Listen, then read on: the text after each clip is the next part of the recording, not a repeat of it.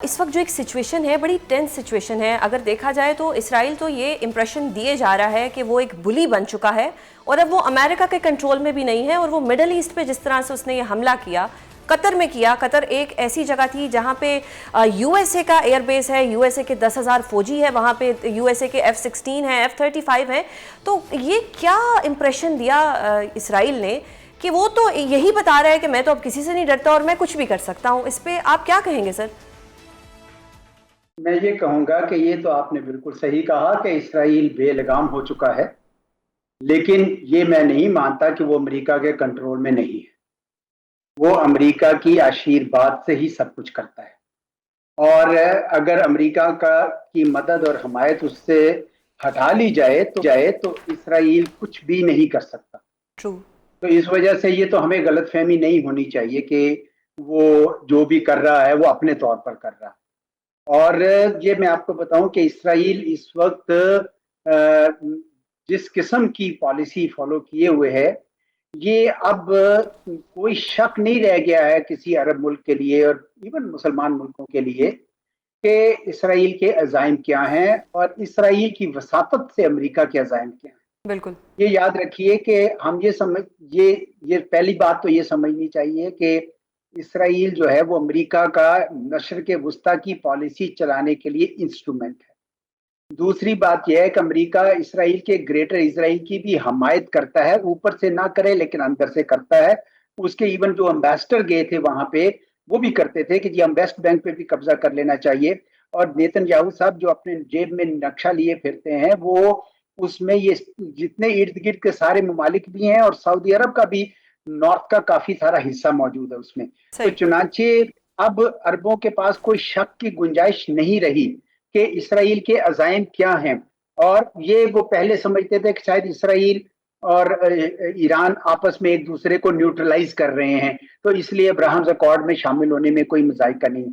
अब ऐसी कोई स्पेस नहीं रही, और इनको अब दोहा में जो समिट हो रही है परसों, उसमें बैठकर कोई कड़े फैसले करने चाहिए, एक अच्छा लायामल बनाना चाहिए कि जब तक इसराइल को एक अच्छा जोरावर पैगाम नहीं जाता, मैं नहीं समझता कि उसकी जो जारहियत है वो रुकेगी।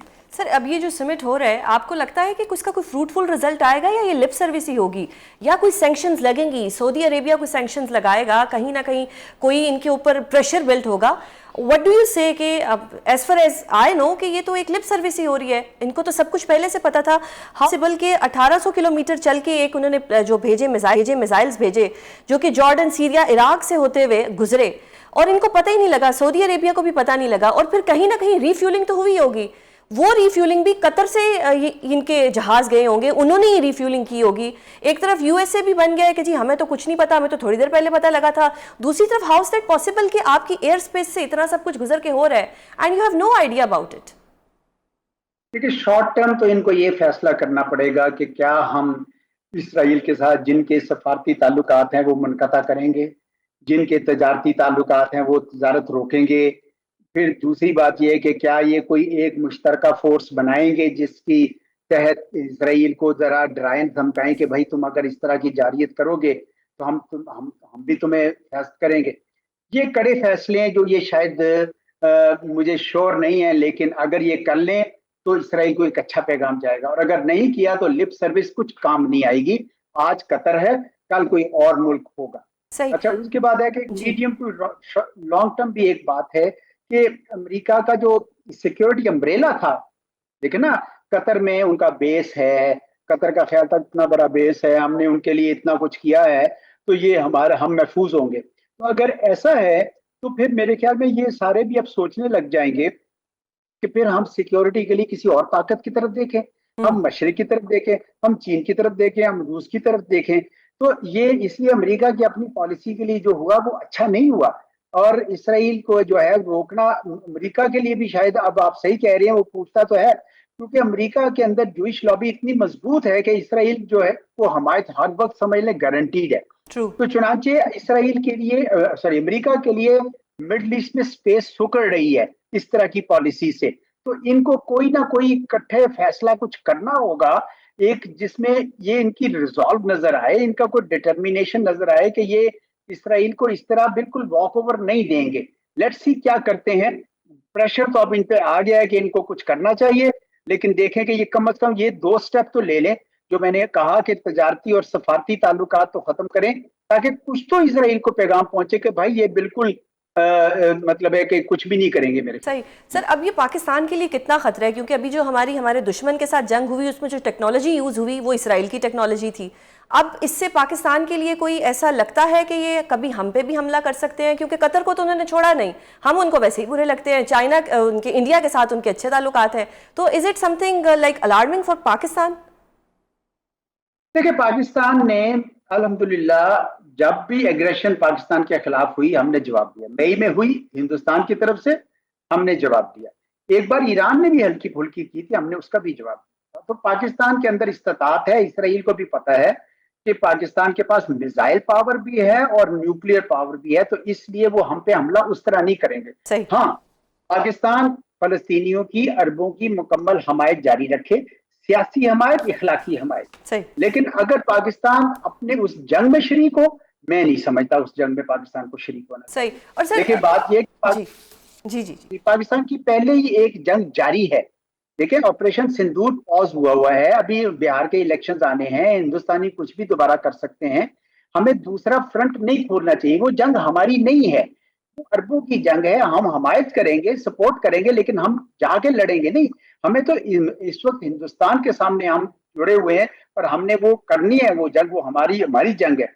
तो मेरा ये इसके ऊपर नुक्ता नजर है जी। सही। सर, अब जिस तरह नेतन्याहू ने अपनी एक जस्टिफिकेशन दी कि जी जिस तरह ये यूएसए ने उसामा बिन लादेन को पकड़ने के लिए पाकिस्तान की तरफ वो जा सकता था, तो इस तरह मेरा जाना भी जस्टिफाइड है। How do you see this statement कि वो तो एक जस्टिफिकेशन दे रहा है, अमेरिका की तरफ से कोई मजम्मत नहीं आ रही, अमेरिका की कोई ऐसी हमने ट्वीट नहीं देखी कि वो कहें जी बड़ा अफसोस हुआ, इसको ऐसा नहीं करना चाहिए था।